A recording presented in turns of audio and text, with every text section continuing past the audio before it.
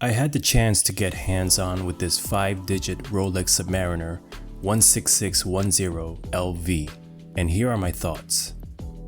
Let's start with the specs of this watch. We have a 40mm case diameter, 13mm thick, 20mm lug width, bracelet tapers down to 15.5mm, and back up to 17mm at the clasp.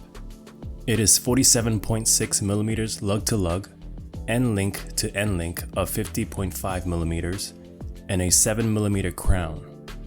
It features a sapphire crystal, superluminova luminescent material, and inside is the caliber 3135.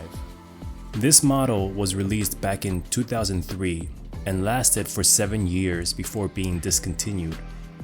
Unfortunately, the one I have isn't the flat 4 that is highly coveted by watch enthusiasts, but nonetheless, still a very sought-after watch that demands a high price due to its 50th anniversary significance, and the first time Rolex put a green aluminum bezel on the Submariner.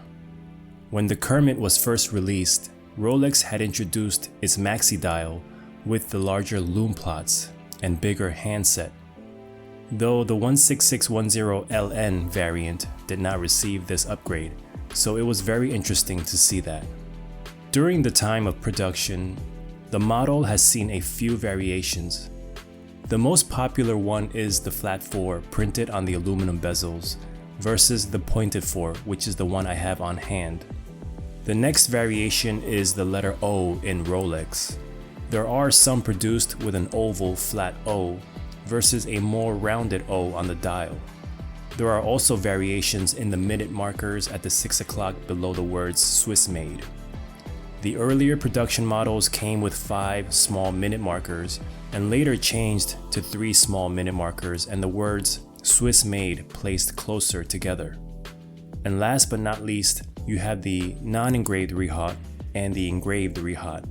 So lots to look for if you're in the market for one.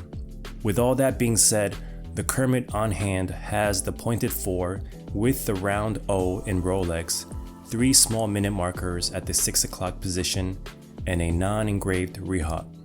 The watch sits low and flat on the wrist with its slim height of 13mm. It's also on the lighter side, seeing as how the center links of the bracelet are hollow. It gives off this distinct rattle that enthusiasts have come to love with neo-vintage or vintage watches. Part of its charm also has to do with the aging process of these older watches. Aside from the steel showing its battle scars on the case and bracelet, this particular watch seems to not have aged at all. The common part most known to age or fade is the aluminum bezel insert, but this one is still bright and still very green. If you take a look at the clasp, it seems to have never been polished. The crown sticks out prominently and with no signs of blending into the background.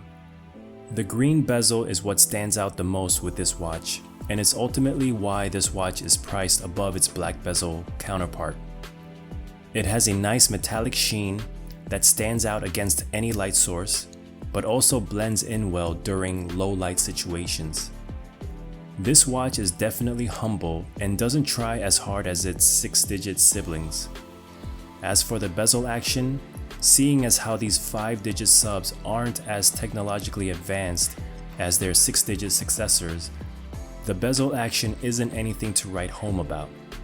However, the knurling finishes on the bezel edge are easy to grip and easy to turn. Take a listen.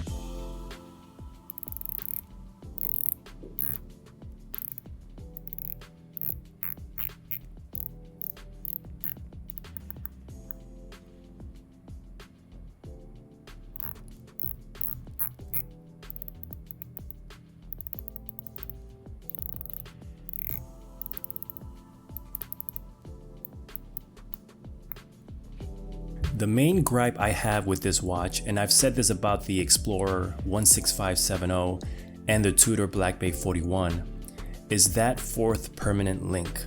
It's just not that friendly for slender wrists, and I just don't think I can get over that. By having 4 permanent links, you essentially have to end up with 5 links total on the 6 o'clock side, and so the clasp won't sit centered on your wrist. Other than that, the neo-vintage proportions make this watch easy to wear because of its lightweight construction, slim profile, and lugs. Because of its age and significance, it feels like you're wearing a piece of history on your wrist. I have to say that in a world where watches are being manufactured with scratch-resistant materials and where ceramic is the standard with heavier, beefier cases and a robust bracelet, it's refreshing to see watches from previous generations. You can see the different personalities of each watch from that era and imagine what it must have gone through based on how the materials have aged. Was it a save queen? Was it a daily wear? I'm not sure watches of today's generation will age the way vintage and neo-vintage watches are aging. Modern watches are technologically superior and just as reliable, if not more. However, the charming aspect and playful character just isn't there. I'm pretty fortunate to have handled one of these, and even though I love my modern Rolex sports watches, this 5-digit Submariner stands on top of its own weight class. Let me know what you guys think about the Kermit. Is it worth spending the premium to add this to your collection? Or is it better to just spend it on a more modern timepiece? Thanks for watching.